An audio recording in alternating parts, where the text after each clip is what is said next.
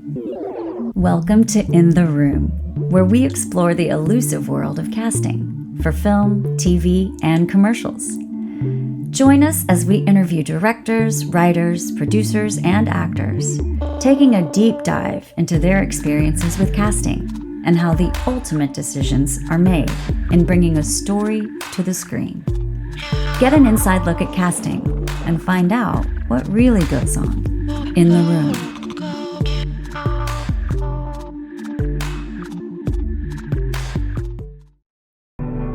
What are you troublemakers up to?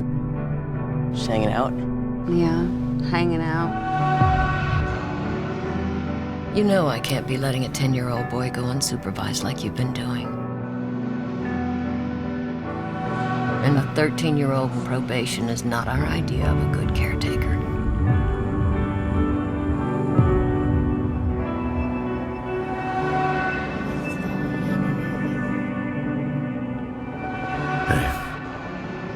I gotta do better. Jackie boy, you a kid? When you go in ready to fire, you drop that in like that, okay? It ain't even loading, man. Come on.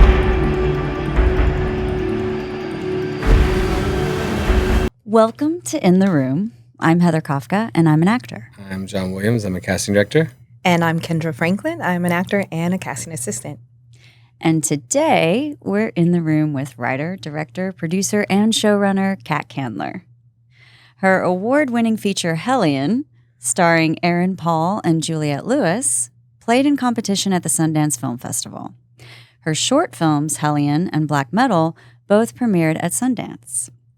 She began her work in television, writing and directing for Ava DuVernay and Oprah Winfrey's highly acclaimed television series, Queen Sugar, eventually becoming a producing director and showrunner during its 7-season run. She's directed episodes of 13 Reasons Why, Sorry for Your Loss, Truth Be Told, Dirty John, and Home Before Dark, as well as the pilot episode of The Republic of Sarah for the CW network.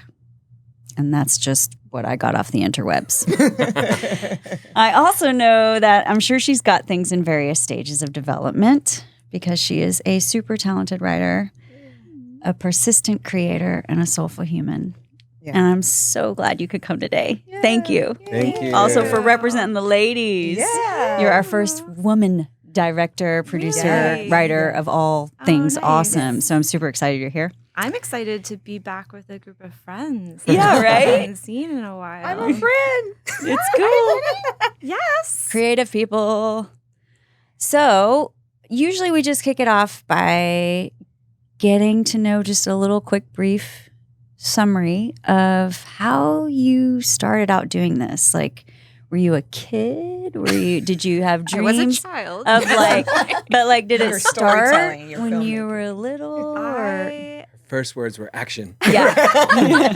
No, I mean, I did write in my baby book when I don't even know how old I was. Like, you know, it's like, what do you want to be when you grow up? And I wrote artist.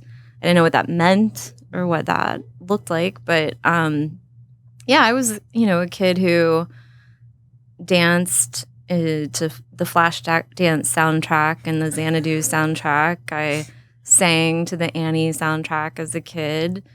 High school, I was in theater. I was in a lot of plays. I went to Emerson for 1 semester of acting school. I don't know if you guys knew that. I did not know. I only knew any because of I that. Just recently Googled that. Did you? I Wait, swear did I I saw say it. that somewhere? I saw something in your background showed that you interesting. were like, and I was like, really?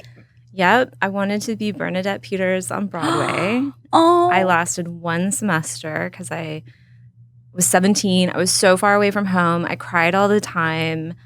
It was also super expensive and I couldn't afford it. And so I came back to Florida where I grew up and ended up at Florida State.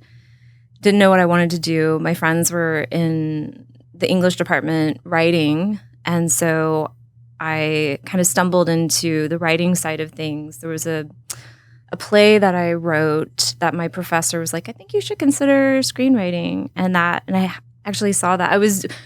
When I left Austin a few years ago, we were going through all of our storage stuff to put in the storage here. And I found the play with the professor's note on it. I was like, oh, and that was one thing. And then the other thing was I worked in a movie theater from the age of 15 all through college, and I started getting asked to work on people's thesis films at Florida State because I worked with all the FSU film kids at the theater.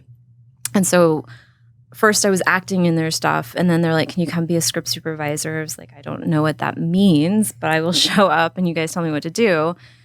And so the combination of working on FSU kids' films and then my professor saying you should consider screenwriting kind of led me in the path of, I went to the FSU film office and was like, what kind of places can I go? And I'd heard about Austin being this really rad city for independent film, and they gave me an AFS newsletter, which was like, I don't know, 3 pages, black and white, copied and stapled together. And I went through it and was reading what films they were playing and this, the Film Society. And I came and visited Austin and hiked the Greenbelt, saw some independent cinema, realized it was a beautiful community with really kind humans and creative talent. Like, what year would that have I been? was just about to I was letting her finish her thought. I'm like, what year did we What die? year was that? 1997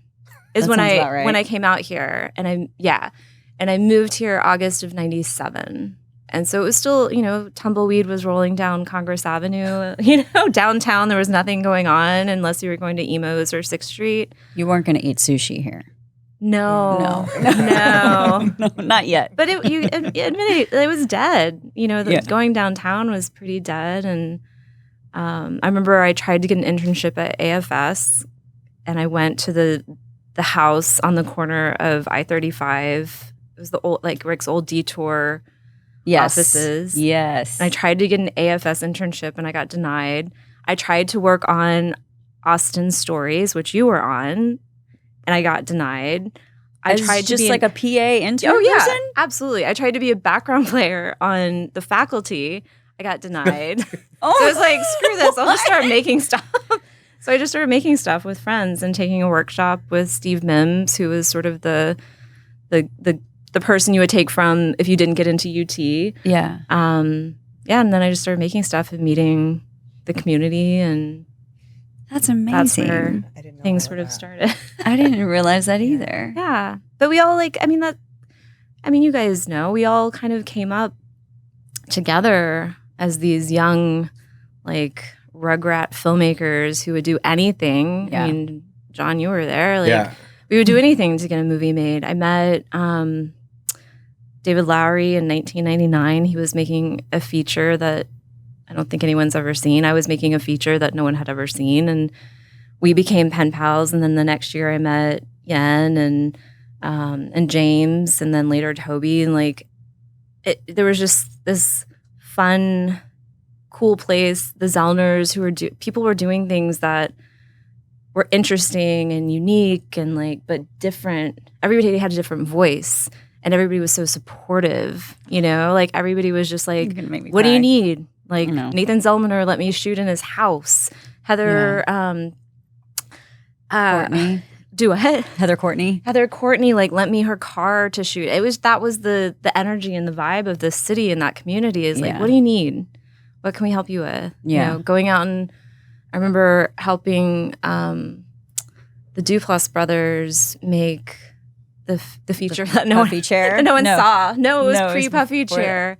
I don't even know what the name of it was. I don't think it ever came to be, but that was just the way it was back then. And we all kind of grew together. And then I think it was 2013 at Sundance where there were, I think, 10 Texas films. I'm pointing at you because Black Metal that was was Black playing Metal. that year. That's when I I think met you. Saints Yeah. was playing that year. Jeff had a film that year. David Gordon Green probably had a film that year. It was just the Zellners. There was a huge presence from Texas, and it was you guys can't ignore us any longer. Yeah, We yeah. are here. Mhm. And now, David's off making Disney movies, and Yeah. Jeff's making rad movies. It's been a pretty special journey with That a was- special place and a special group of people. Yeah, that was a really special time. And I don't think that like I even fully knew it until it was done. Yeah. I don't think Because you ever do. the wellspring was just so continuous. Do you know what I mean? It was like, I think, so I had just moved back from LA and the first thing I got was Lovers of Hate. And that was the first time I'd gone onto Facebook. And Brian Poiser became a friend on Facebook. And from that, it just like splintered out into all those amazing people that you just said. Yeah. And we all became friends on Facebook. And then everybody was making a short film. And so then everybody was asking me, will you do my short film? And so I was just constantly working on short films. Yeah. And it was a great way to keep working while raising a baby without having to pay for acting class. Yeah. And everybody was like these amazing, incredible directors and writers. And like you said, everybody had a unique voice. And then it was like the next thing you know, we were like all going to Sundance. And then it was Yeah. like this ride. And I remember at South by that year, they had that bingo card. And it was like all the local actors and stuff who have done all these things. I think Johnny Mars was on it 3 times because he had done like so many films that Yeah, he year. had done a lot that year. And it was like actor bingo or something. And you looked and you were just like, oh my God, there's so many of us all doing this thing right now. It was a really special time. And I think, as I can't speak for everybody, but I feel like as I've grown in my career, I'm always chasing that time. I'm always chasing those summers of making those scrappy feature films or short films, being with your friends, having that just, again, very like, you know, ragtag mentality of like, we just need to get it done. Like, what do you have? What do you have? Let's put it Yeah. all together. So much creativity that comes out of that. There's so Yeah. much just wonderfulness that comes out of that. I also think there's Yes. probably a sense of security knowing those people. And you know what you guys created in the past and what can come Yeah. from it, right? Yeah, there's a trust between in that filmmaking crew, and there's a joy in that we're not making this for The business doesn't come down on it so the biz. hard. Yeah. There's no business in it. Your collective goals is the best product, like the best creativity. Yeah, and having a fun time doing Yeah. it. So for me personally, that's what I'm always chasing in whatever I'm doing, is that feeling of those summers of making stuff with my friends. Do you think that's something that can probably only exist in our youth? God, that's depressing.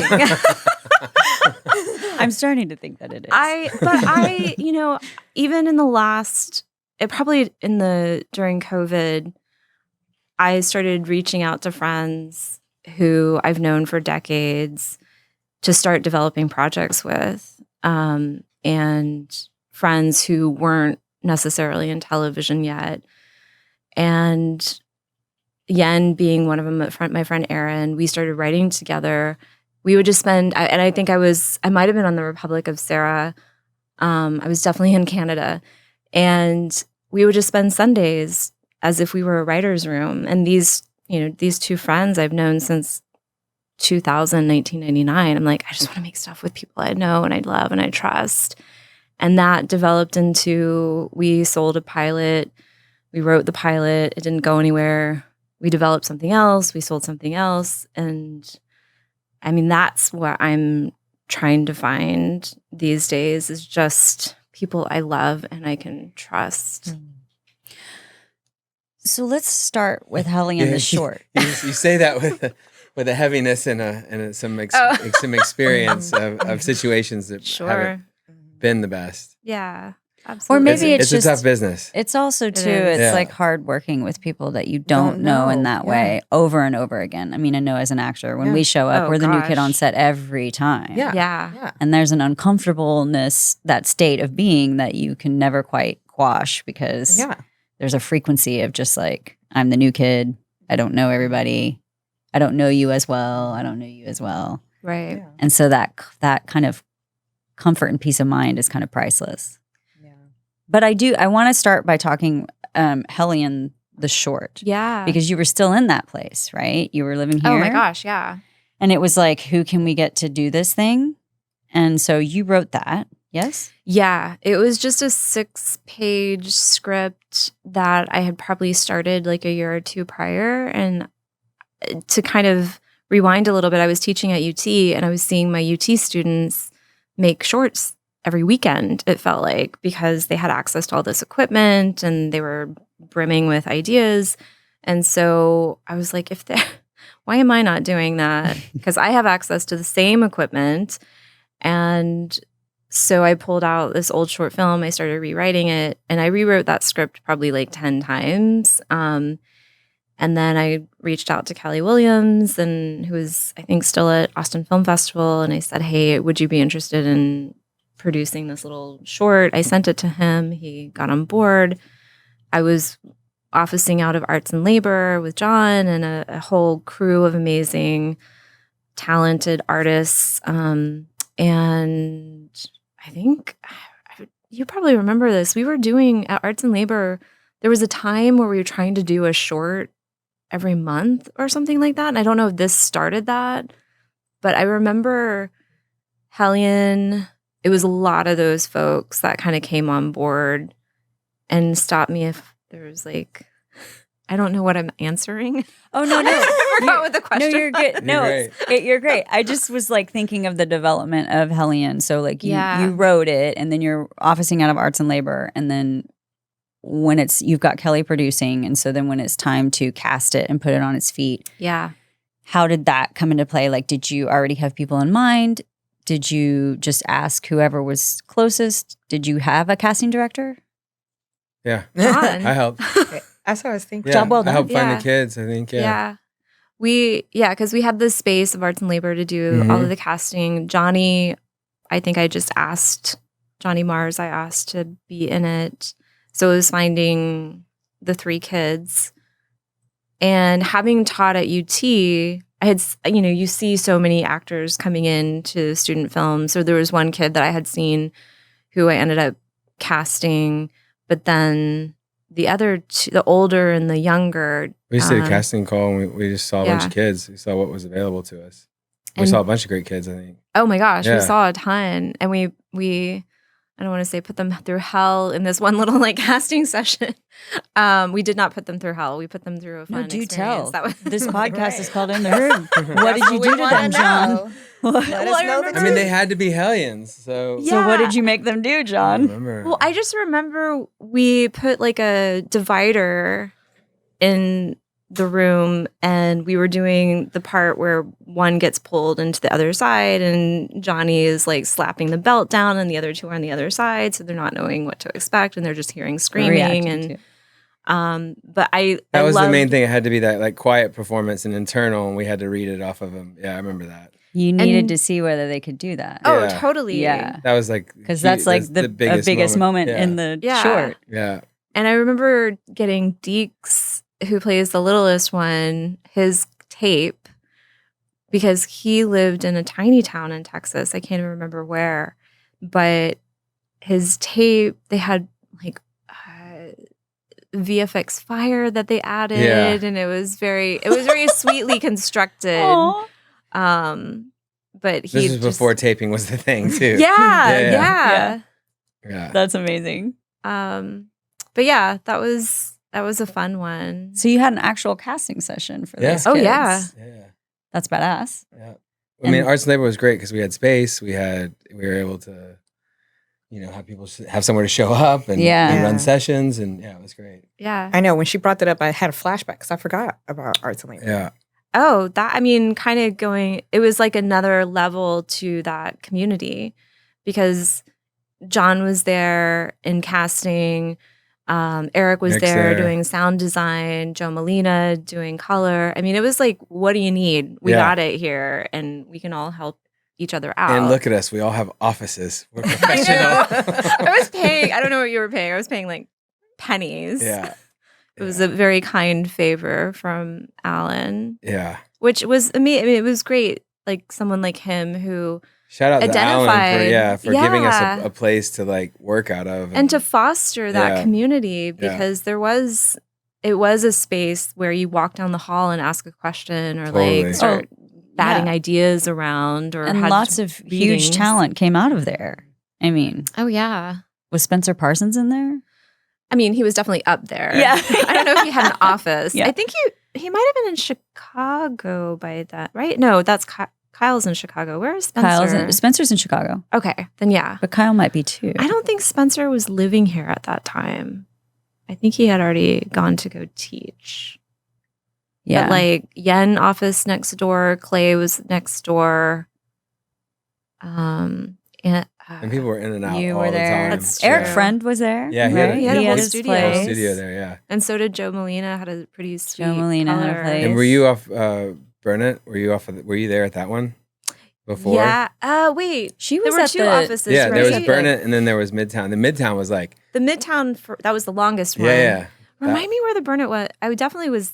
Yes. It was above the taco place. Yeah. Yes.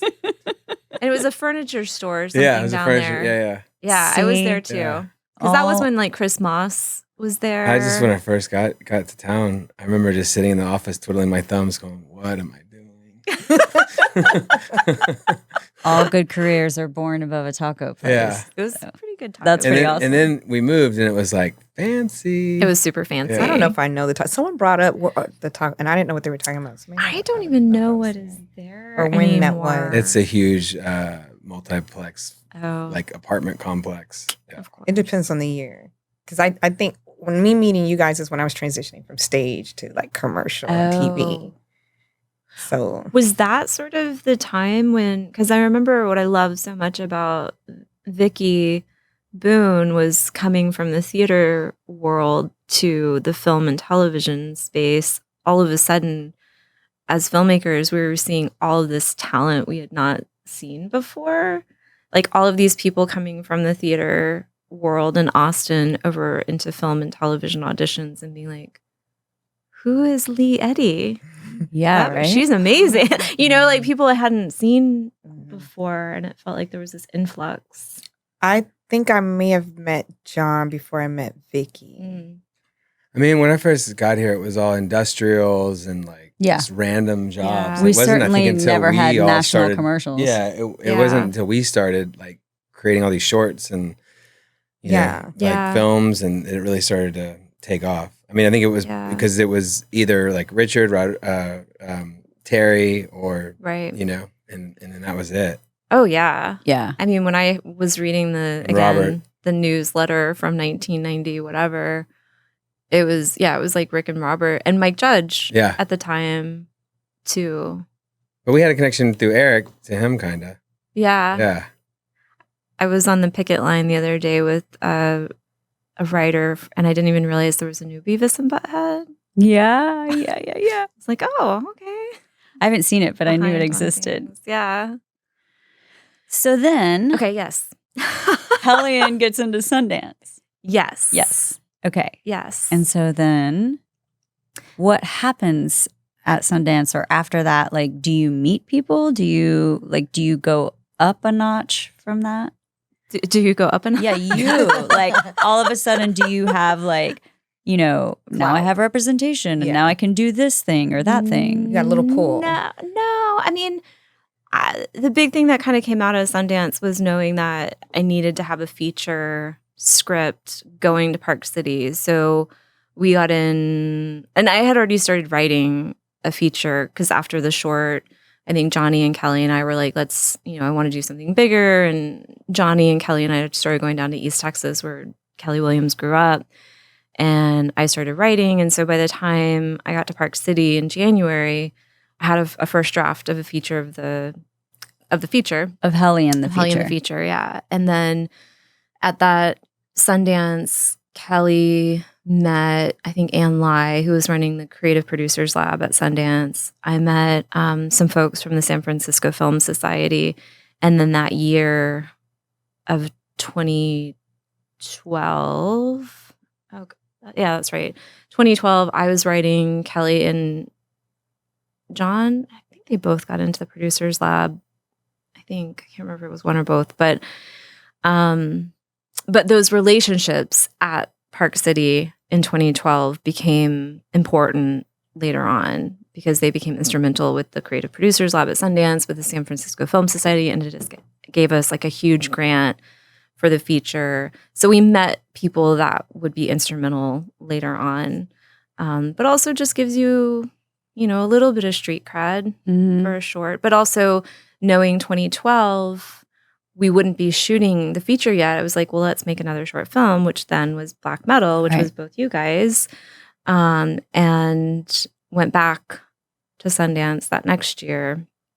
And by 2013, and yeah, by that year, we had a pretty decent script for Hellion, and had put a lot of pieces together as a package for it. And so then with the San Francisco grant, is that what like drove your funding for creating the feature? Oh Lord, no. That was after we had our money. The feature we couldn't get financed to save our life. At $500,000. I think we might have been looking for a little bit more. Ended up being a $500,000 film. Couldn't get it financed. Was that with cast or without? I was with cast. Our package was, I had 2 shorts at Sundance. Jeff Nichols and Sarah Green had come on as EPs. Aaron Paul was attached. Juliette Lewis might have been attached already, and we still couldn't get funding. We went out to LA. We did like the circuit of indie financiers, and you know, we love it, but what was the but? It's a drama, right? Sad drama. And it wasn't. Well, speak to that. The financiers don't necessarily get behind dramas. Yeah, I mean, I don't. Financing films or financing independent films, sometimes there's no rhyme or reason to certain things, but even having, you know, cast that could be on a poster or whatnot, it's still challenging. If you're a horror film, it's maybe a little bit easier. Hopefully, it's a really great horror film. The market, like whatever's selling in the market, what's hot, what's easily the demand. I mean, that's it changes year to year too. Because the year that we were at Sundance for our feature, I feel like it was dead as far as buyers. And then the next year was a bit of a feeding frenzy. And so there's so much up in the air. But yeah, for $500,000, I mean, at the end of the day, if we're talking financing, that's what we made. That's what we sold the film for, to foreign and domestic territories. So we did not profit on that film. Let's go back. How did you go? No, and not to mention you made a great film for $500,000. Yeah. People are surprised that that's what it cost, which is kind. Yeah.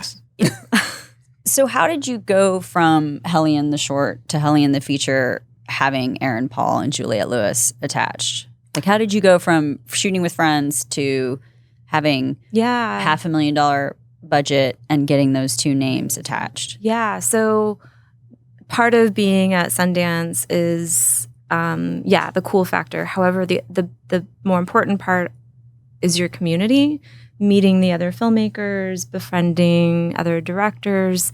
And I had befriended James Ponsoldt, who had worked with Aaron on a movie called Smashed. And so when we were trying to figure out who to go to, I knew I could reach out to James, who would send kind words to Aaron and could directly send the script to him. And that's what happened. And then Aaron was at UTA at the time. And when the script started circulating at UTA, then Juliette Lewis's people, I think, reached out to us. And then I went to LA and sat with her. I went to Macon, Georgia and sat with Aaron while he was making Need for Speed as well, which was fun and interesting to go to Macon, Georgia. I mean, it was just in the middle of nowhere.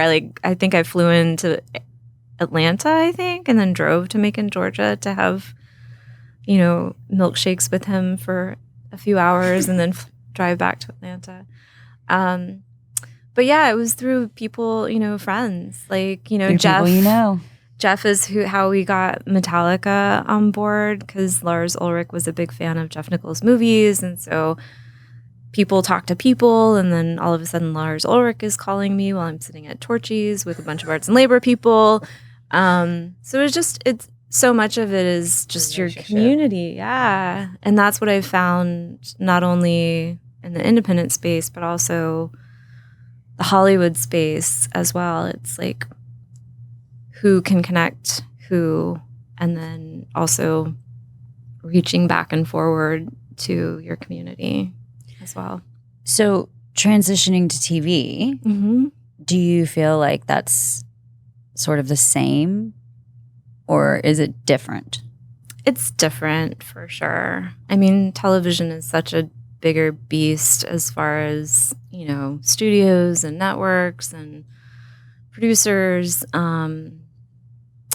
I mean, as far as like to speak to the casting space with like Queen Sugar, when I had decision-making power, both with directors and with cast, like third season, I was able to bring in 2 friends who I was just a huge fan of their work, like Lauren Wolkstein and Christina Cho. I'd been huge fans of their short films from grad school and was able to pull them in as directors. And then when I have casting power, which is exciting, and can choose and have, you know, the power of choice, I always reach out to the Texas peeps. Heather Collier is one of my first calls, who I'm like, make sure that you're getting our casting calls and make sure that you're sending me your people. And if you're not hearing from me, reach out, you know, and let me know. That is what you told me.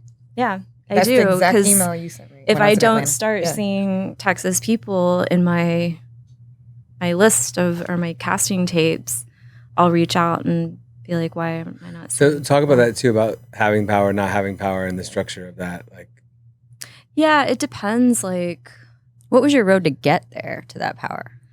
I got a lot of questions about Right. like, I know I haven't seen you in a long time. Yeah. It's been years. Let's start at Queen Sugar. Yeah, Start at the but, like, beginning. you're on this trajectory of films, doing independent sentence, and then Yeah. it was like, wait, she's doing TV now. Yeah. So How'd you get there? So Hellion was at Sundance. The feature was at Sundance in 2014. That was all here, and you had control of who you had on your films, correct? Absolutely. Yes. Everybody was like handpicked, and like Yes. you were able to create your own family. And then 2014, after Sundance, I was developing the feature version of the black metal short that ended up not going anywhere. Trying to get into television because I don't come from money. I didn't have any. I was a professor, an adjunct at UT, making $13,000 a year. So I didn't have a bank account. I was like, I have to figure out how to sustain myself if I'm gonna, you know. I think I was 40 at that point, and this was like television. Being an episodic director, you get in, you get out. So I tried to get a job in directing television, and How'd you do that? for the longest time, it was like when you have an episode come back to us, no one would hire you without an episode under your belt. I had met Ava at Sundance the year the short of Hellion was there. And then we were, you know, film festival friends, circled each other for a few years. And then she was here at South by 2015 giving the keynote and said, I'm making a television show. Would you be interested in coming and directing an episode? So she pulled a bunch of her indie filmmaker folks to come direct, and then Were they all women at that point? Like, did she have? There've always been women. So she all already 7 went into seasons. that with that Mhm. goal. Yeah, That's rad. Okay. yeah. And so second season of the show, she asked me if I would be a producing director, kind of like back in college. I was like, I don't know what that means, but I'll show up and I'll figure it out. And then third season, it was You're like, I can script supervise. Right. I know that. yeah. I got my stopwatch. What does that mean? Script supervisor. No. Producing director. So a producing director was newer at that time. It's a director that is there from beginning to end and sort of oversees all of the directors because they're like oftentimes like you guys, they're guests coming All in. different. Yeah. They're gonna have to figure out the style and vision and look of the show. For us on Queen Sugar, everybody was a newbie to television, and so it was not only like protecting the vision and style of the show, but it was also educating, like, this is what a tone meeting is, this is what you need to expect on a tech scout, like all of those things, and just having their backs too. Like when they got into a jam and like there's an hour left and then they're gonna pull the plug, you know, I can help you kind of navigate how to get through this. And so and I would say as a producing director, I definitely had some decision making in like the day players that were coming in. I wasn't involved in any like recurring characters at that point. When season 3, again, like, are you interested in being a showrunner? I've never been in a writer's room. I'll show up and I'll figure it out. What does a showrunner do? So a showrunner is basically the head of the whole show. So writing all the episodes with the writer's room, we had a room of, for that season, probably like, I think 7 writers, including myself. So we wrote all 13 episodes of the show. And then when prep starts, I'm on the ground. For that show, it's shot in New Orleans. I'm on the ground prepping with the first director, Demaine Davis, who I think was the first director that season. And then that was a show where a lot of the pieces were already in place because it was the 3rd season. So we already had our established like main characters. We had a lot of our recurring characters. So there was a lot of things that were already established, and the crew that was hired that comes back every season. But say it was the first season, I would be the one like working and hiring like all the key crew and like main locations. Working with a production designer to design and build the sets, all of that kind of stuff. And then you're all in post, everything from all of your edits and color and sound and score to marketing, all of that stuff. You're kind of the person who works 24/7. Every episode of the season. Literally running. Yeah, you're running the show. Like my husband didn't live in LA. That was what took me to LA, was this job. Like I asked, can I work in Texas? No. Can I work in New Orleans? No. So that's what moved me to LA, kind of kicking and screaming. And my husband didn't live there that year, which was great because I was like 24/7. I would wake up, I would be at a coffee shop at 6 a.m. revising scripts. I would go to the office, I would get done, I would eat dinner, I would go back to like revising scripts, and that was just in the writer phase of it. So it's like 2 or 3 full-time jobs squished together. It's a lot of work. Anxiety. Just I know, right? And then on top of that, you have to deal with casting. Well, so then like for each episode, how does that work? So like when the casting process happens, how much time do you have to cast before they're actually shooting? Not much time. Not much. I mean, that's the like a sad week, 2, reality that 3? I hate to like open up. But yeah, it could be like a week before that actor is shooting. It could be 2 weeks, but usually not more than that because it's such a fast pace. And especially, and I can't even imagine like the shows that are 22 episodes that are literally like handing pages over 2 days before they're shooting and how that works. I haven't. Well, some of the guys I work with are just always rewriting. Totally. Yeah. I mean, I come from wanting to have all my scripts before I start production, which has been the case so far. So I know I can already start thinking about that key character that's going to be in episodes, the back half or whatnot. And I'll send lists of people, like make sure you read or you reach out to this person to make sure that they tape for this character. And I have like a running list of actors that I've worked with that I want to keep working with. And again, especially with this knowing, like, I know this guy can show up, they can do it, they can, I don't have to worry about that one. Yeah. And that's huge to have those people in your arsenal. So like, will you just speak to that really quickly if you're comfortable? Yeah. So like you reached out to me or someone reached out to me. I don't remember how it went down. Yeah. I put myself on tape. And this Queen Sugar. Yeah. Literally called my friend Parissa in LA to Zoom, read on the other side of me. Yeah. And then I think it was within like a day or 2. Probably. Really fast that I was hired. So like, how did that process happen? Like my agent submitted, or you knew to ask my agent to submit, they submitted me, I sent my tape, and then within 24 hours, were you sitting down watching tapes? Or? Yeah. Yeah. Are you just I was always coming home from set probably at 10 o'clock at night or later. I was pouring through all the tapes the that 10 came in that day? characters that are going to be playing in the next episode and picking. But I mean, for someone like that I knew already, that's different. Like I know to expect like. But you still have to get other people on board with that. Like, did you have to get absolutely. network? Yes. So Yeah. like when you say you've watched those tapes and you Mhm. say, I want these people, then what do you do next? I'm trying to think because it's been a beat. On that particular show, it would have gone, I feel like it would have gone to Ava. So you then forward the tapes of your choices to someone else. I'll send like my picks to on A that one higher- and Ava because I think Queen Sugar, like the buck sort of stopped with her, like whatever she said kind of went. On a show like on the Republic of Sarah, that was CBS and like the CW. Yeah, it was the CW and CBS. CBS was the studio and CW was the network.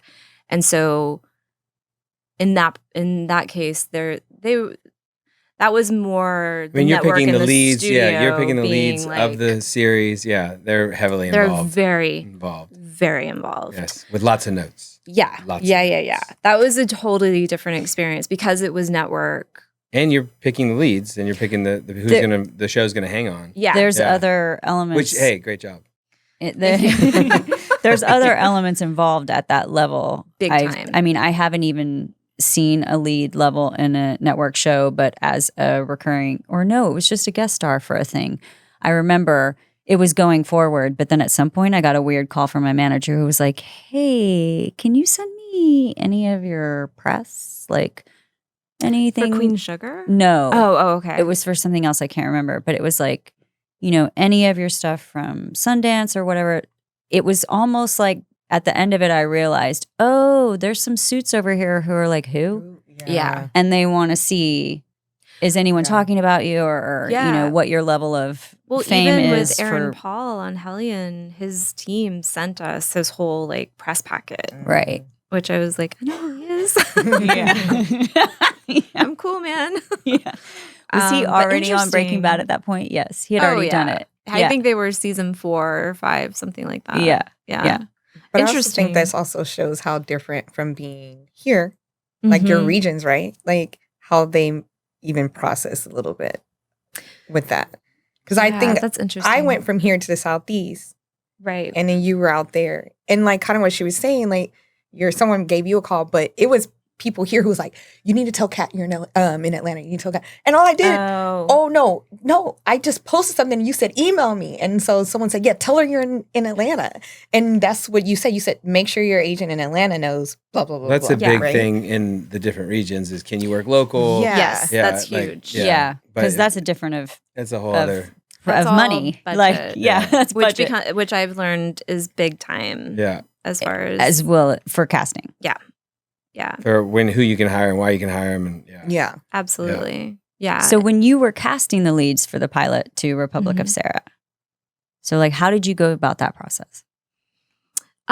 So that one, my showrunner Jeff came from the network, and the 2 producers, Jeff and Mark, come from the network world. So they were educating me as to like, this is what you need to expect. This is the level of, how much input you have versus how much input they have, which was really helpful. And so much of what they said, I'm like, really? No way. And then I'm like, oh yeah, that's sweet.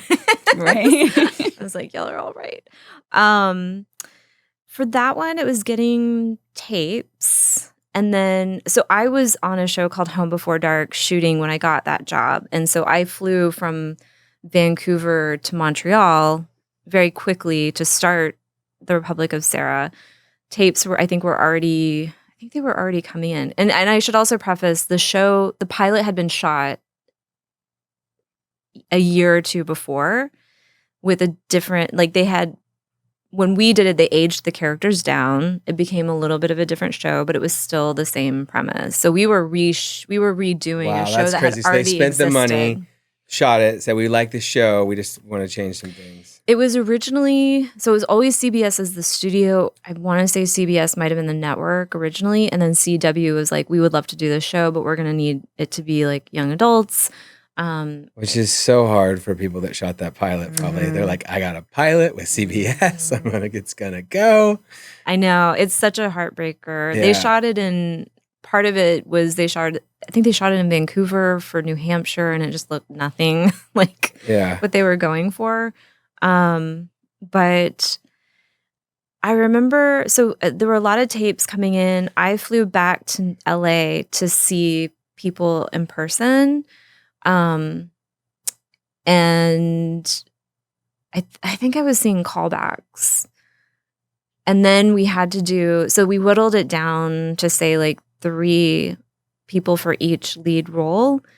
And then we did the weird thing of we all flew back to LA. We went to, I think, CBS, and you're sitting in a tiny little auditorium that seats maybe like 30, and I'll never get over this. There's a little square on the stage that the actor has to stand in that square, No. and they cannot move out of that square, and they have to perform in that square. This is the audition for network? Yeah. And like all the studio network heads are there like watching the audition. And then it's of course being taped, and that's why they're not allowed to move in the square. And I guess I mean, this was my first time. I know all these actors are like, this is old hat to them. They've done it a million times. They've been, pilot season after pilot season. But that just like broke my heart, because normally I'm like, do whatever, like play, like use your space. And then it's like, you have to stand there. Do you find that to be awful. effective process, or is it just like, No. Yeah, that seems all. like it doesn't support what you're going to make. Right. Mhm. And so what's the point? I don't know. I genuinely don't know. Because I'm my typical word that I use to direct is like play. Yeah. Like you. I mean, that's what it that's is. so true. It's That a is your dance. It's word. music. It's art. Yeah. It's playing. It's not stand in the Exactly. square. I mean, wasn't that our original word? We were players before we became actors, right? It should be So- a playground that we get to hang out with our I friends. mean, and your whole career starts from like, hey, I got cameras. Let's get some people together. Let's go make something. You know what I mean? Yeah. And that's what everybody loves. And so Yeah. everyone loves that spirit. And then we're like, let's crush all that. Let's put a square on the stage. Let's get a bunch of people with suits in here. I mean, it Don't was move. interesting. It was definitely interesting. But and then some of the people in the pilot didn't audition, were like offered the role. So there's that as well. And there, some people, and I've learned in television, like there's just certain like television actors who are Yes. famous within that world that may Yes. not be famous in the other side. Almost already network approved. Like Absolutely. Yeah. Yeah. They That's they actually have the their numbers and all that. community, Yeah. Right? That's Exactly. their, like, Exactly. Yeah. They live there, they work there, they know them. Yeah. Exactly. And on that one, I think, and then Forrest Goodluck was the one, like, was one of the people that like we were trying to reach out directly to, but everybty else, mostly in New York and LA actors. And that's the other thing Auditions. that like I get a little like grr about is There's actors in other cities and yeah. stuff. Again, hence like reaching out and being like, can y'all like Yeah. I always tell people, Talk they're to like, some I'm like, Texas. when they're like, we should go to LA, I'm like, they're just actors that moved from somewhere to LA. Yeah. It's the same. My favorite's the person that's left and is like, I'm done with that. And they come back and they're like, I'm me. I do my thing. Yeah. This is who I am. They're totally comfortable in their Exactly. skin. Yeah. Yeah. And so that one it was really cool because we were in Montreal. Well, first of all, we started the show March of 2020. And so we got shut down. Oh, wow. We were doing camera tests that Friday, March 13th for Republic of Sarah. Friday we the all 13th. No, that was our flew last day in the home. office. all flew home from Montreal to LA on the 14th. That's Saturday. So we had revved up. We were like shooting that Monday, and then everything just like took a halt. We were down until I think September of 2020. We all came back. Everybody came back. So by that point, that cast had already bonded over Zoom, and they became friends. And then, was anyone paid during that time? Oh gosh, I wasn't. I doubt anybody was. I mean, I think let me also say, like, we were just supposed to shoot the pilot. It wasn't a series order. Oh, okay. So we took the camera test that we shot that Friday. We cut it into a music video, sent that as our camera test. And then that summer we got a series order, which was really rad. So when we came back up, we built all our sets for the whole season. You think it helped that the COVID pushed them into that direction because they're like, we got to get content, we got to get orders. I don't know what. I don't care. The fact that I got a season order. I think we're all it sounds just like excited. the actual show is like was as difficult as the actual she has in the show. It was a fun one though. I have to say, like, Brett Pollock, who shot Hellion, came on to DP with me. I had a really wonderful production designer. It was her first time production designing. She had been an art director for years and years and couldn't get that like next break. The actors were super sweet and cool, and they became, again, like, they were stuck in Montreal together, and so they just became really tight friends. That's true. I guess none of them could really travel home. No, because we were in the thick of very much in the thick of you had COVID. The A group, the B group, the C group. Yeah, they had to hang out together. Yeah. We couldn't like really leave to do anything. Yeah. So they do feel real comfortable in the show. They feel real comfortable. They're friends. Yeah. They're still like friends years later, hanging out. Yeah. Like two of them did a movie that was at South by this year. Yeah, and that's the cool thing. I mean, about what we do is the family was we create. Yeah, if you can get to that point. Yeah. So continuing to cast throughout Queen Sugar, though, is like, so you're showrunner. Mm-hmm. And once you guys start proving yourselves, it's probably the less and less networks let you kind of do your thing. Or Queen Sugar is it's its own thing, because at that point, by season 3, it was a proven show. Warner Horizon was our studio, OWN was our network. Again, sort of whatever Ava said is what kind of went. So there wasn't a lot of, I really, like, the only time I talked with the studio and network was mostly in the writing phase. And really, like, love all of those guys, still friends with a lot of them. But outside of that, they kind of trusted the show in the hands of the creatives. That's amazing. That sounds like it's the not best normal, though. TV I'll say that. It's not situation normal. you could hope for. I think once a lot of us get out of the Queen Sugar bubble and realize what it's really like out there, we're like, oh, okay. Yeah. I've been pretty fortunate with a lot of the shows that I've worked on. Sorry for Your Loss is one of my favorites. That just felt like I was making an indie film. James Ponsoldt was the pilot director, producing director. It was a bunch of indie directors who came on to that. Lizzie Olsen is just like the nicest human. Giovanna Depo, who's like the co-lead, is just the kindest, coolest group. And that's what you kind of hope to, because like you guys as episodic directors, we're stepping in as, again, guests, hoping that we get along with everybody, hoping that everybody's cool and nice and fingers crossed, and then you're in and out. I am always amazed that they're able to, like, I don't think most people, the average viewer, would realize that every episode of your favorite show is directed by like 5 different directors. Yeah. It's pretty amazing that you can make it seem, seamless. Like it's one show. Yeah. But learn something new. You said there's like a tone meeting and things like that. Mm-hmm. I would never have known that. Oh, yeah. Tone meeting is anywhere from like an hour to like half a day with your showrunner, writer, going through the whole script page by page, like what they want to emphasize, anything we need to know that might be coming up that we need to prepare for or make sure we hit so that the thing in the 2 episodes down hits. You get insight into actors, like this actor works best this way, this actor, like you might try this. You get sort of all of the insider baseball of the show, of the cast, of the crew going in. So it's sort of a real debriefing of everything. When does the director sign off? Do they go to post, or they get just after they direct, they're out? Or? This is in prep. Yeah, but I mean, say when does the director sign out and like is off the after gig? Yeah, so once we wrap our episode, probably a few days later, we get an editor's cut, and then we spend, depending, like a half-hour episode, you get a minimum of 2 days of an edit.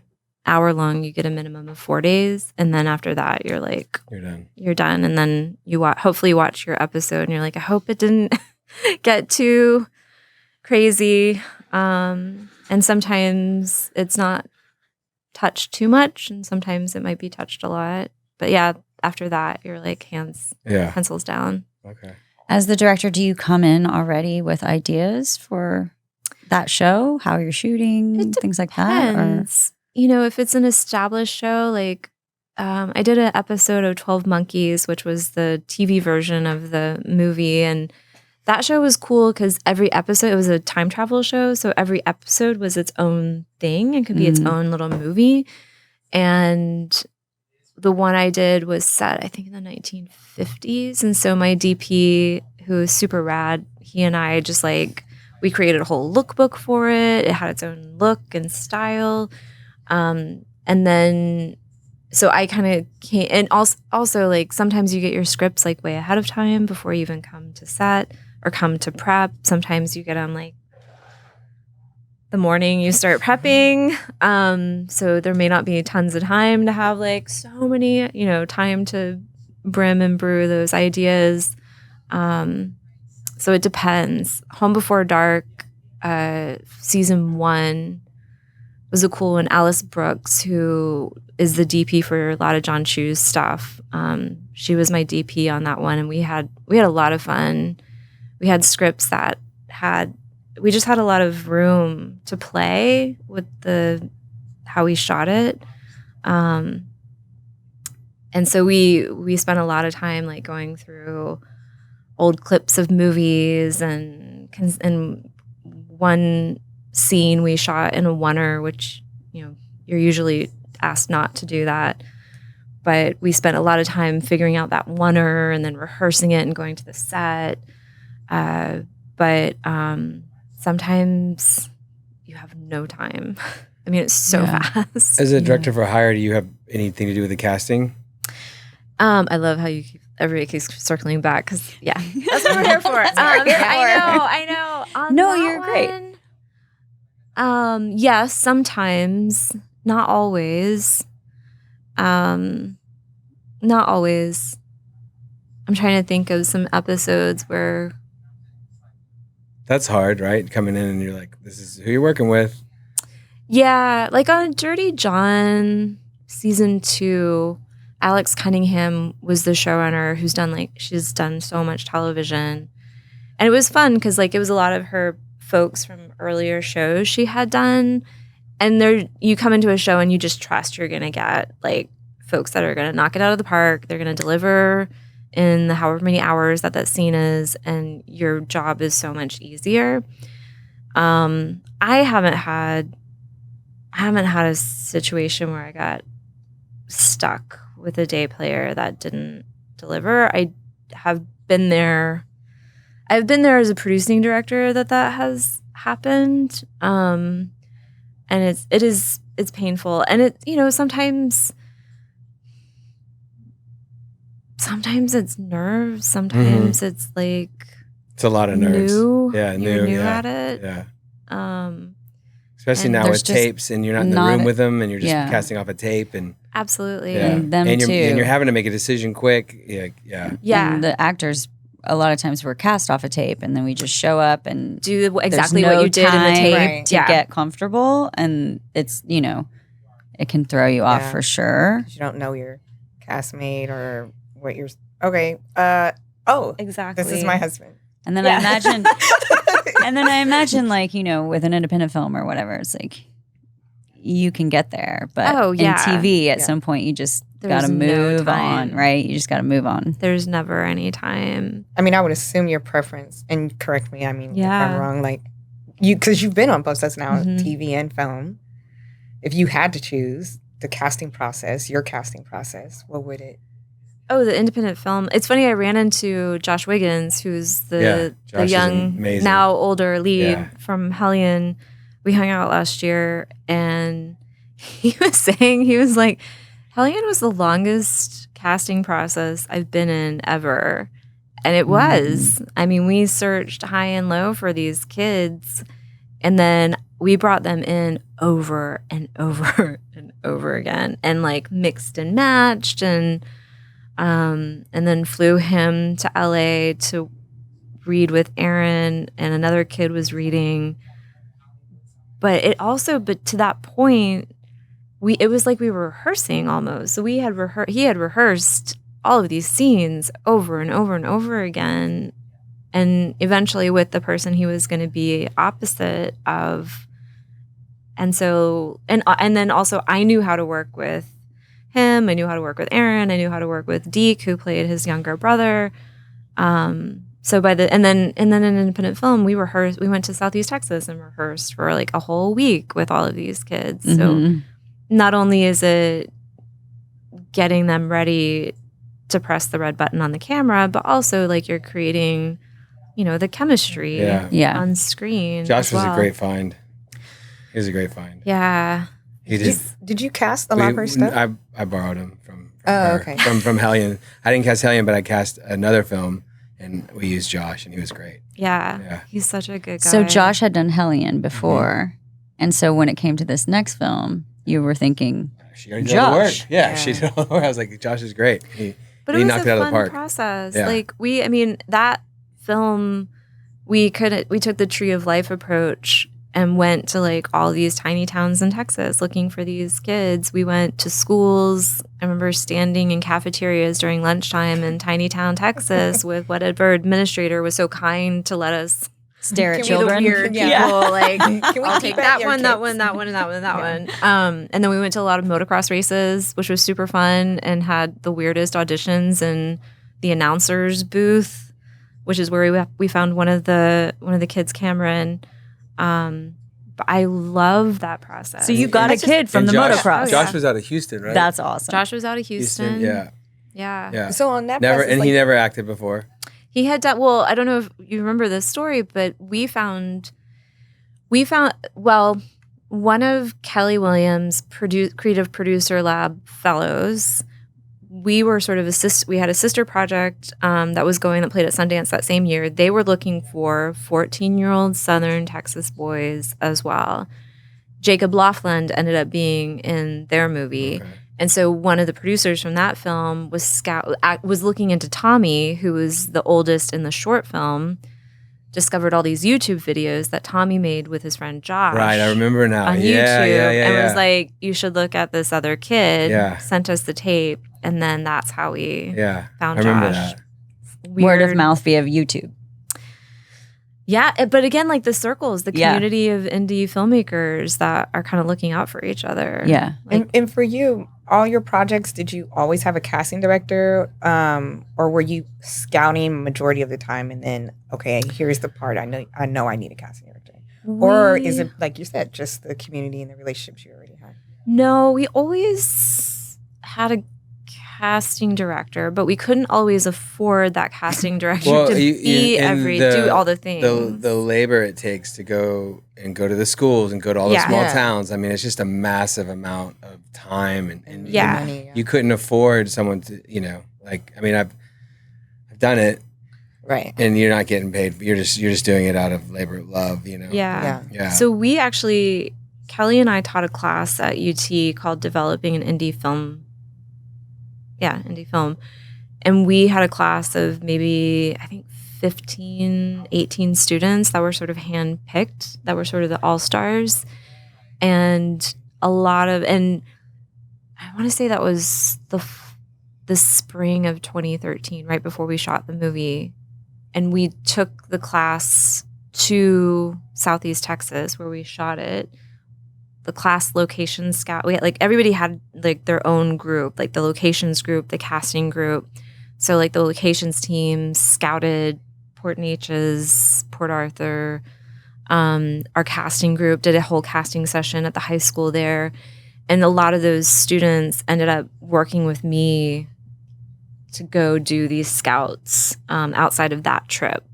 And then some of them ended up going and working with Vicky afterwards. But again, to your point, it was me and like some UT students just doing these scouts. Yeah. Doing the footwork yourself. Mm-hmm. Which was fun. I mean, do you think that there's a magic that comes from that?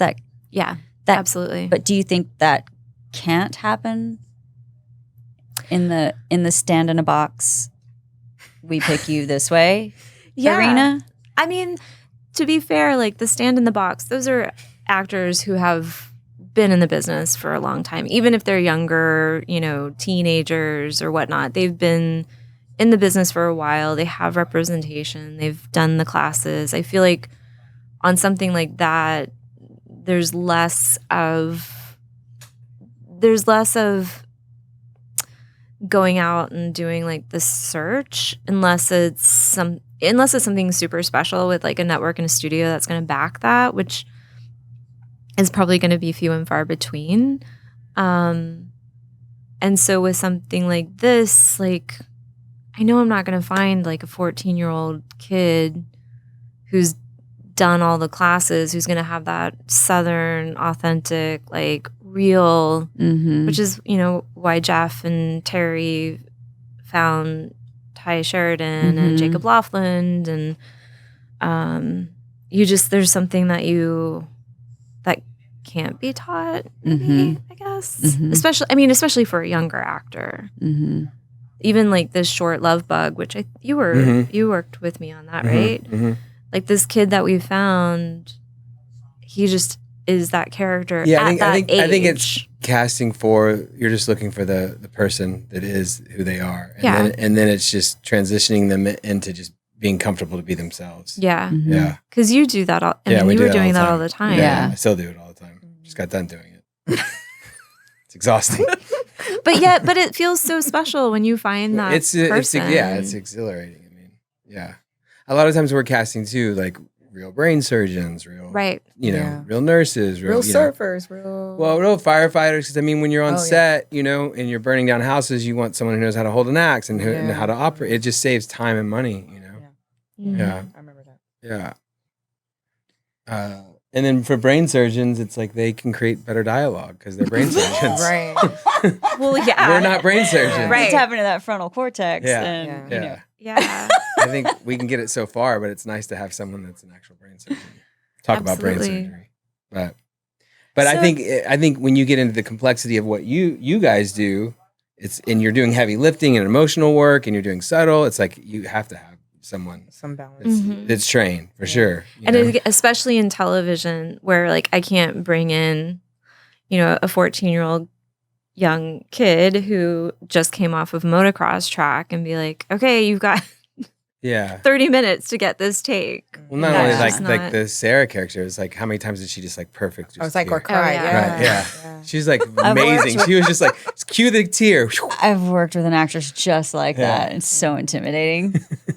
So intimidating. But literally like a dolly shot, just tracking straight at her. She's supposed to be watching TV and it hits and she just did it like over and over and over again. Do you need my tear to hit that light? Okay.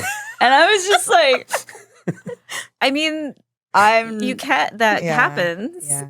That's probably something more desired than for television because you need that reliability. Yeah. Whereas like I feel like growing up, I never thought that I would do anything in television. I was in love with 70s cinema and wanted to be one of those women, and so I've always found it harder for me to work in the television arena where it's a little messier for me emotionally, where like what is gonna do it for me or not, you know? Right. Like I'm so much more of a person who reacts to an environment as opposed to I'm gonna stand here and play my instrument. I don't need any of you. I really kind of do. And so the TV environment has always been a little bit harder for me.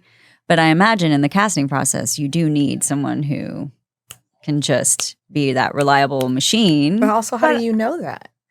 I mean, again, season 3, Queen Sugar, like I pulled a bunch of folks from Hellion, like Dave Maldonado, who I've seen in everything at this point. Like I've tried to get him in everything.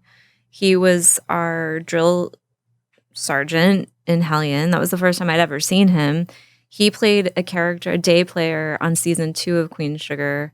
He was so good, like just nailed it. And so much that we wrote a character in season 3, a recurring character for him, and then brought in Heather at the very beginning, who became a recurring character through seasons. Annalee Jeffries, who knew that she was going to be like the evil baddie in the show, like after season 3. Mars was in there. Mars, yep. It was so everybody how often does that happen where you come across somebody and they show up and they knock it out of the park and you're like, we need to do more of this with this person? I mean, in some situations, like television, the money comes in. Like you have X amount of dollars for these recurring characters, and when you're in the writer's room, you have their faces on the wall, and you're like, okay, I know I can get. I only have 3 episodes with this one. I have 5 episodes. This kind of gets down to the nitty gritty, and the sad truth of it is, I can only afford this person for X amount of episodes, or I've got a season of television written already. This person came in and knocked it out of the park. I really want to add them to these other episodes, but I can't afford to. Yeah. And sadly, that kind of comes into play where it's like, you see someone, you see them in dailies, you put them in the cut, and you're, damn, they're so good. I really want to add them later down the line, and then you can't. Yeah. Wow, that's an insight. Yeah. I mean, the budget of what you can and cannot afford, and sadly, is part of the whole scenario. And so that's like affected what you write, or that's because this actor has a rate that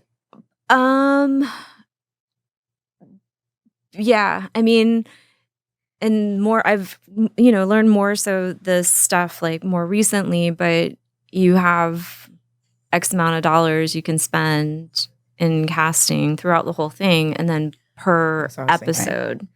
And like you have a list of how much each actor is, and then it's a puzzle piece of like, well, if I save over here, I can spend over here, right. And then you have to get creative and write that way to, or do you? Or rewrite. Rewrite, yeah. I mean, again, trying to have all of our episodes before we shoot is the best. The best. Yeah. Because you're planning the whole season. Like everybody can know, like, oh, we're gonna need this gigantic house in a field in, the back half of the show. And so we need to make sure we can afford to find that big house that we're going to have to empty the people out of it and home them somewhere else. And it's just, you can plan better. Yeah. Versus, again, the 22 episodes where you're writing pages a day before your director starts prep. And then, but yeah, the budget of it all comes into play in a big way. Yeah. How does that work? Is it like you're aware of, okay, you sit down and they say, this is the budget you have for this episode? Or is it the whole season? Yeah, no. It's kind of a whole, you like if you have all of your episodes written, you know who all of your major players are. You know who all your recurring characters are. Day players, not really worrying about so much because there's just kind of like, the local how scale. much. Yeah. So, like, oh, I know this character plays only in one episode, but it's a big person. It's a big character, and we want to make sure we can go, get like a name for this character. And I know that this character is in 3 episodes, but they may not need to be a name. So maybe we go a little bit less on this person. And then later on in the season, you're like, oh, I really love, like, you get these casting tapes and you're like, how much is that person roughly? How much is that person? Maybe I'll go down on that person, that later character. So you're kind of doing a little bit of mental math in your head to juggle what becomes more important as the season or series goes as well. But yeah, bring it to budget and financing and money. It's such a huge, it's fascinating. It's such a huge part too, because when you're casting like locals, it's like, look, they were always like, well, can't you pay for this or pay for that? And you're like, no, we don't have it. And no one ever gets it. They're like, it's a huge show. You're like, that money, there's just a finite amount of money, and you don't have it. That's why you need local. You can't it's like find the 500-mile radius. Yeah. And it's fascinating, and I appreciate your candor, because I'll tell you why. As an actor. Yep, they don't know this. We don't know all of that. Yeah. All that we have to go on is so internalized, solo. Yes. It's like, I'm creating a character. I'm drumming up this performance. I'm doing all this. I'm blocking out all the distractions. I'm putting my best foot forward. I'm in the room. I'm doing my thing. And then I leave and nobody says shit to me. Yeah. And so when I don't get the job, the first place I go is me. Right. What did I do wrong? Yeah. I'm not what good did my enough. email? They don't whatever. My email? Right? And so there's, as you go on in the business, you learn there's other aspects at play for sure. Right. But having talked to people most recently on this podcast, I am learning not only are there other factors, but there are like 5 trillion other factors at play. It's like a moving puzzle. Absolutely. It's timing, scheduling, budgeting, social media followers, like all these different things. Oh, yeah. That you could never sit in your room like us actors often do and think that the universe is just not on our side, or we're somehow off track on our mission, or, what is my purpose and all this stuff. It's fine to have all of those feelings that motivate you into action and creativity, right? Mm-hmm. But it's not necessarily the reason why you don't work. Absolutely. No, I mean, I get 5 reads for a character, and they're like, most of them are really great. There might be the one that I'm like, oh, I really want that person. And I look and I'm like, oh, they're only available these dates. And then I go back and I look, I'm like, well, what if the schedule shifts and la, la, la, la. I'm like, okay, I'm not going to chance like trying to book that person who's unavailable these dates and then get into a bind, for probably a day player who I can't shift my jigsaw puzzle of a schedule for that one person who is amazing. Or the classic, I'm casting a family and I need to make sure everybody looks similar. That's actually a comforting one to most actors, I think, because we can be like, well, I get it. They got to, it's hard to make everybody look alike. But Yen was saying something similar with going out to his lead actor for 1985 and then scheduling wasn't working. And so they just had to let it go and move on. And then in the end, it ends up working out and it's this happy little magical thing. But when I was younger, I used to go out into the world with this mantra of I'm either right for the role or I don't get it. And that's not necessarily the case. And that's Yen was saying, I can think of 10, I love the actors who've played these roles, but I can think of 10 others who would also be really good at that. Oh, yeah. And I don't think as actors we think that. I think we're trying so hard to nail this especially character, this coming into the industry so fresh, right? Like that green actor. Yeah. I mean, and you don't have any information, so you're run trying a show to all day. It's 11 o'clock at night. Yeah, that's what I was trying to say. Yeah. It's like you're busy, you're tired, you're like watching tapes, and yes, you want the person that's gonna like nail it. Yeah. But I would never. I mean, at that level. There's no one that I'm like, oh, they're terrible. It's always like, oh, they're good, they're good, they're great, they're good. There's always the people that are being presented to us by casting directors are all vetted. Yeah. So they're all like worthy of the role and doing a great job. It's just, there's just so many factors that go into play that you cannot take it personally at all. Do you mind if I bring up Like I auditioned for Queen Sugar and she called me back. Now this is when I was in Atlanta and I did two tapes, I think. And what's funny is the person who taped me was my acting coach. The girl who actually got the part taped with the same person. And they called me and said, hey, we know who got it, but we just knew you had it. And I was like, no, it's okay. I was like, I worked with this director before. And it was my acting coach who said, well, email her, ask her. I'm like, and I swear, and I at first I was so nervous, like, this is unprofessional. And they were like, if you have a relationship, and I was like, okay. And then I think that was the best thing for me because she emailed me back saying, you did nothing wrong. Yeah. And she was like, she goes, and I know this sucks hearing this. There was nothing you did wrong. Like, I liked you. That's why I had you come back. But there's just, there's just so much to it. And there's a lot of cooks in the kitchen too. And you're all making decisions fast. Yeah. And so it's sort of like, you kind of have to keep the ship going. Yeah. You kind of have to agree with people and work with people. But before I worked with you, knowing more, right? Working with him helped me learn this, okay? But this is before this. I'm where she is, right? Because all I'm hearing in class is like, oh my God, we knew this. You're so good, da da da. And when you hear that over and over in class, that you're a good actor and you keep auditioning and everyone's like, oh, that was such a good audition. Oh, we know your time's coming. Your time's coming. Before you know everything behind the veil, you're stuck in your room like, I don't know if I should be doing this anymore because now your self-esteem is getting chipped out a little bit. Yeah. And then it's either one or thing. Like, I think the older I've gotten, like, I don't take it personal anymore.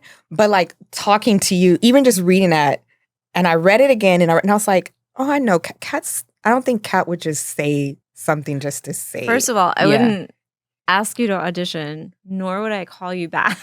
You know what I mean? Yeah. There's a reason I have a list of people that, like, I know and I love and I trust and that I've worked with before.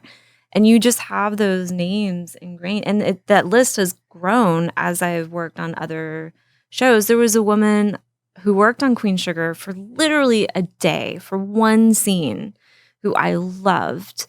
And I tried to get her into to Montreal to shoot on Republic of Sarah. But it was like I think in the end, like we couldn't bring in people from the States to Canada. Yeah. It was just too expensive. Yeah. And that it's things like that kind of come into play. And again, like, well, that's why this podcast can be so helpful because I'm telling you, like, actors are in the dark so much from start to finish. Yeah. It's like you get an email from your agent, you've got a breakdown that is so vague or whatever it is, and you're like, okay, so you're already African-American woman, 29 to 30. It's like, what? Yeah. Okay. Right. But she can be anywhere between these 10 years. Okay. But from the get-go, you're in a place of, I'm trying to deliver something for someone. I'm trying to get this job. I'm trying to create this person that they see. But I don't know what they see. I don't even know what the tone of the show is going to be. Right. It's a comedy, but it's the same story we've heard a million times because as human beings, we love to tell the same stories over and over again. It's comforting, but you don't know if it's in the style of Wes Anderson or is it in the style of like, where are we going? And so you're always questioning and trying to figure out if you're hitting the right tone, the right mark, the right whatever, or like, should I just fuck it and do my own thing and should I make an impression this way? Is it more important to do this, that, and the other? So you're constantly doing that. And so then when you do it and you feel maybe good about it, or you don't maybe feel good about it, but then you're just ghosted, right? Because you guys don't have time to talk to us. Nobody has time to say anything, nor necessarily should anybody have to say anything. But I'm telling you, we don't know any of that, right? So we just sit and stew with, what did I do wrong? Are they going to call back? I haven't heard anything. How long do I wait before I just move on with my life? Yeah. Right. How much do I invest next time? It's like this whole dance of just like you're in your room going insane. How many times are you in the car still doing the scenes? Yeah, over and over in your head. And you're like, shit, friends I have done it this it's way. Like 3 months later. Yeah, you're like, God, that's a good idea. Yeah, that was a great idea. Why didn't I do that? Like, I have friends who will be like, man, maybe I should have wore that wig. You know, with my curly hair problem, maybe I should have straightened it. And I mean, I'm not going to say, because I'm saying, sometimes like, you find out it is a problem, right? Well, They're like, especially she had for glasses. a black actress who has natural curly hair. Like, I'm just saying, because when I stopped relaxing and then when I started going to say, everyone's like, oh, like now I get calls, hey, can you send us pictures of your hair? Really? The last 2 shows I did, Wow. it was, hey, we need to see, even when I did. But sometimes that's just the stylist or the wardrobe trying to see what they can do, what looks you have. But that's a whole nother topic. But I'm just saying, I walk in and it's just like, oh, you look great. And they don't touch my hair. Right. But when I had my hair relaxed, they did my hair all kinds of ways. So it's like, then you have, I'm just saying, you're there's just layers constantly to trying it. to So give then them you're what wondering, they like, want. maybe I should Some have did people are that or just should have did this. justifying paychecks, and they're just coming up with silly comments. Yes. To say, like, just because they need to say something. There's a lot of that, actually. Yeah. Okay. Yeah. You're like, should I wear that? everyone's Maybe I should do happy, this, so now this guy's going to say something. Yeah. Because everyone agrees. Yeah, I mean, I'll say, like, what makes me lean forward, and to your point, like, yeah, you guys have no idea, like, what the tone is or what the choice is. You're not getting. You don't get the script. You don't get direction. Yeah. You're and like, unless you are friends with like the casting director or are working with the casting director who has been working with the director or the showrunner for like at least one episode and can really like dial in like what they're looking for, you guys are. You're so handicapped You have right no out of the gate. idea. Yeah, and so often it's, you know, oh, that was a great performance, but it's not quite what you need. The tone or the style, but man, they're amazing. And are you saying that while you're watching a tape? Yeah. Yeah. Are you saying that absolutely. if they're in the room? I have not been In the room with an actor? I was like years. The Republic so of long Sarah, I was when we went back to LA and we're doing callbacks.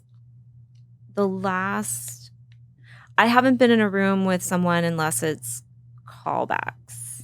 That's typical though. Yeah. Like we're processing everything, and then you just don't have the time to sit through.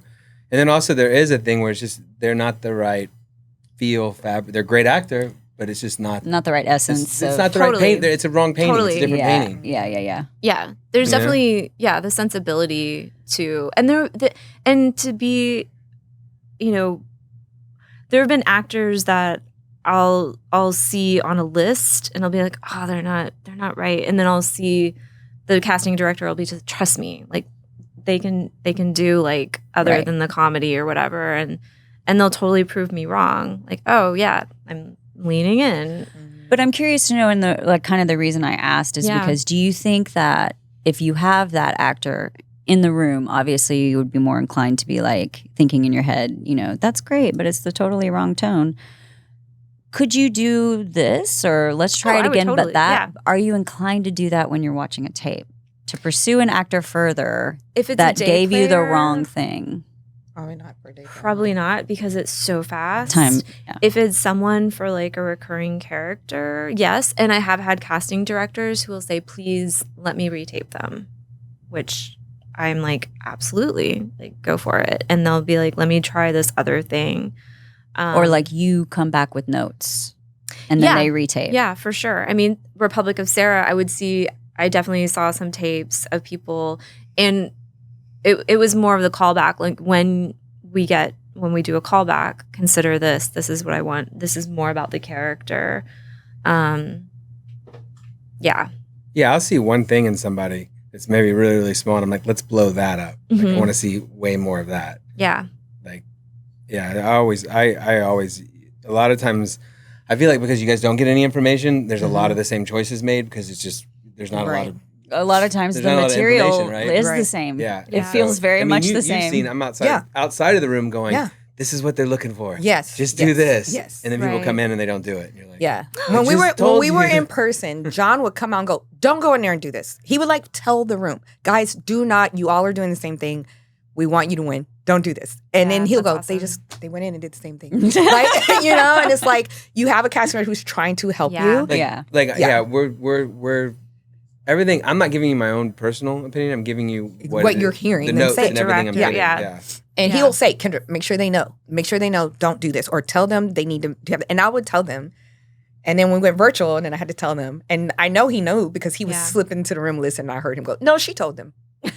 You know, like, because the director would be like, are they not being told? And he's like, no, she told them. I heard her tell them. Yeah. And they were still going and do the same 2 beats that they did on their previous tape instead of taking the note, right? So no, I mean, that is a gift to have a casting director. It's just like, Because And not all do that. you want everyone to succeed. You want You everybody really to do. win. Because it only makes me look better, Yeah. right? For sure. Yeah. Because I'm like, I've look at tried how to great tell I look. other actors that. It's like, Yeah. I know you're nervous, but don't Yeah. be scared. They want you to Yeah. succeed because this is Yeah. their job, is to find a great person who's doing a great job at this great thing. So just, you don't have to, they're not against you.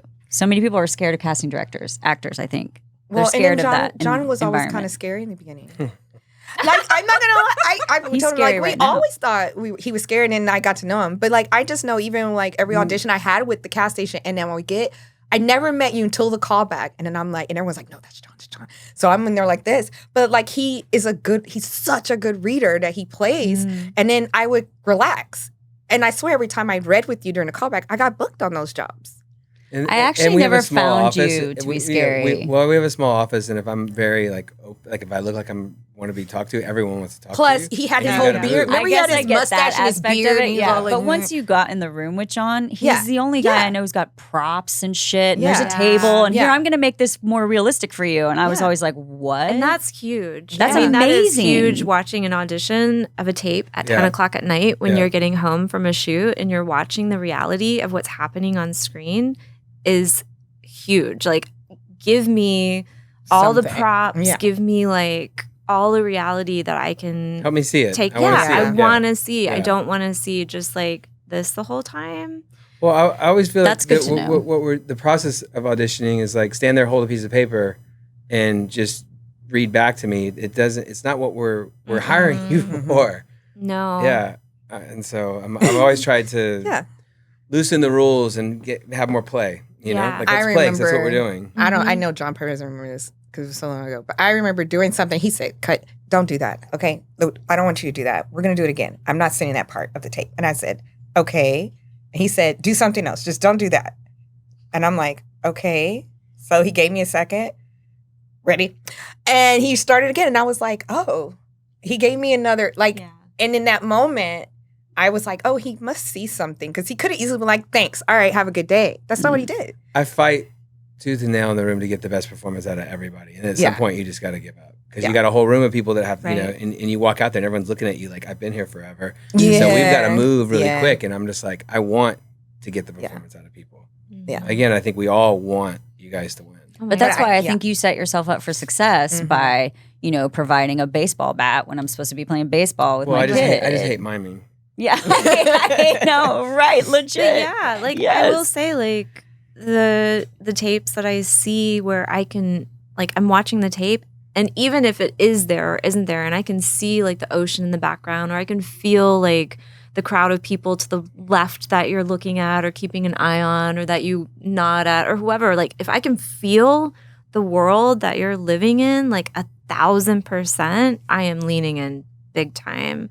But when it's just, again, like I'm not feeling the world that's around you, and even if it's in the office and the birds are chirping outside or whatever, like I just want every little picture of that, every frame to be painted in that audition and that performance. And I know what you guys do, there's so much to put into an audition that you're doing audition after audition after audition after audition. And I know the work that it takes to get to press the red button on that camera every single time to give 1,000%, and then maybe not here for 2 days and go on to the next one. It's because lot now of in work. our environment, it isn't just about I'm not just working on my performance. I am having to work on the lighting and the sound and the focus and the everything. Yeah. Right? And you hear I am having to everybody become a have their small, fast opinion about filmmaker. it. You know what I mean? Like people are like, "Oh, you're not going to get booked if you don't use this," or you need to have this camera, you need to have this mic. And I'm like, that's not true, because I see people get booked on their iPhone, using their iPhone. But you have like this battle with people of thinking, what's the right way to tape? Well, and everyone has different themselves on preferences. tape. Like I know directors, they're like, look, I don't want to see them shooting the thing. Yeah. I just want to see them on a blank backdrop. I just want to see the performance. Yeah. So I mean, Yeah. That's true. yeah, you guys just got to do your thing. Yeah. Yeah. I do, like, especially I working mean, I think for that's you. the one thing to teach people is like, don't be trying to please. Just do your thing. That's Yeah. like Yeah. I get that a lot in the waiting room. Who they're asking me, well, what color backdrop should I get? Blah, blah. They don't care about that. Like, just make sure it's clean. And they're like, no, because I was told. I'm telling you right now, with this office, Right. don't do that. Like, don't worry about, like, I'm telling you, like, if you deliver, they're going to see you. Yeah.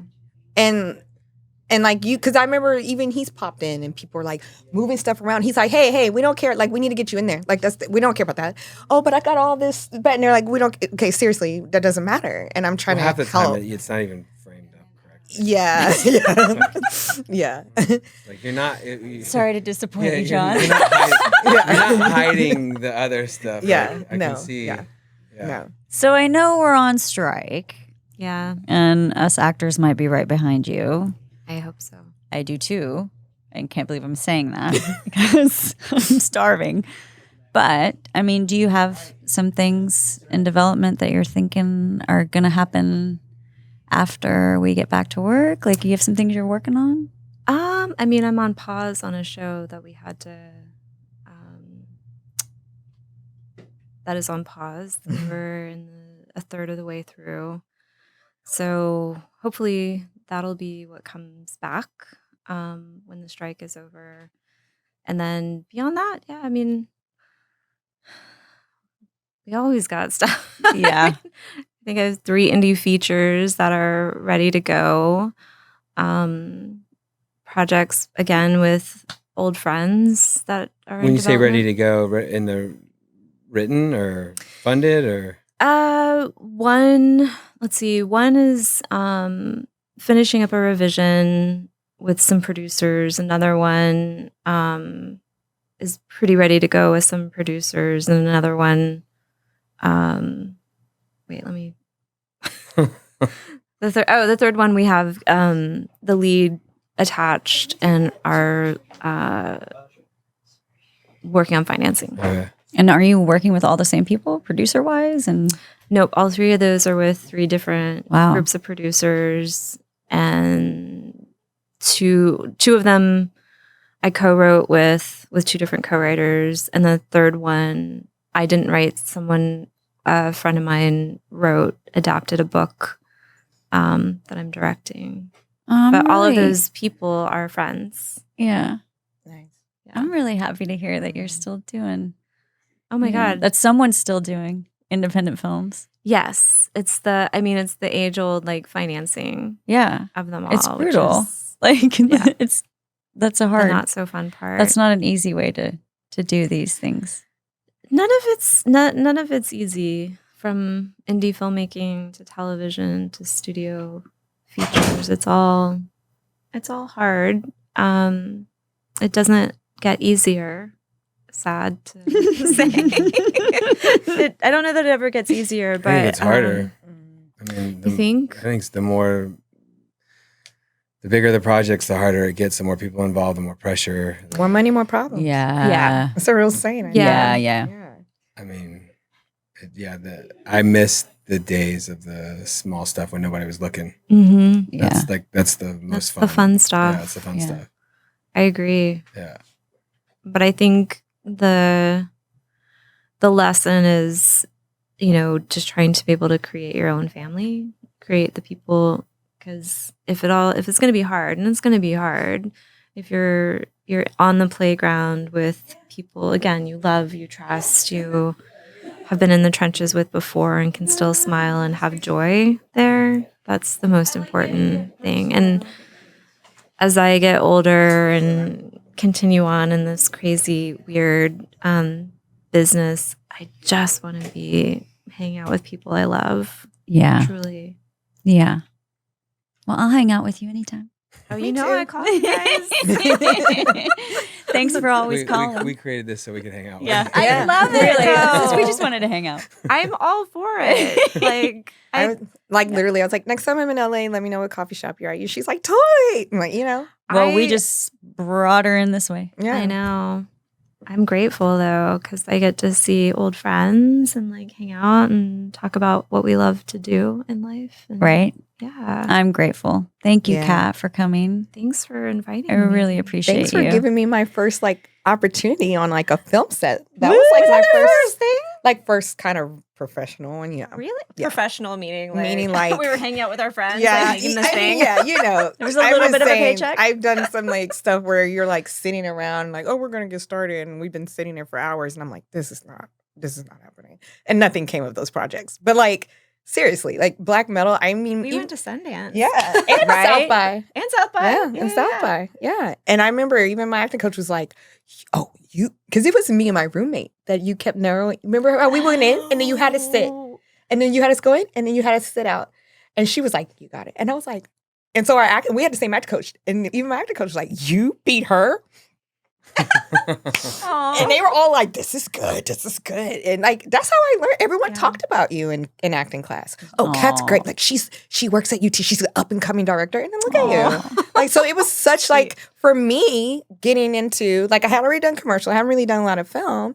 So that was just like, oh, cool. And then like, you were so sweet. And she has like just the best sweet and personality. And then like, even when I didn't like book her show, she was still so sweet about it. And I wasn't heartbroken anymore. We'll get there. I mean, that's the thing is, again, that list of people, and there's some roles that coming back together with people, I feel like is just going to happen. Like there's an actress that I'm working with on one of these features who I auditioned so many times. And sometimes it wasn't my decision. Sometimes the project didn't pan out. But when this project came up, I'm like, what are you doing? I'm going to send you a script.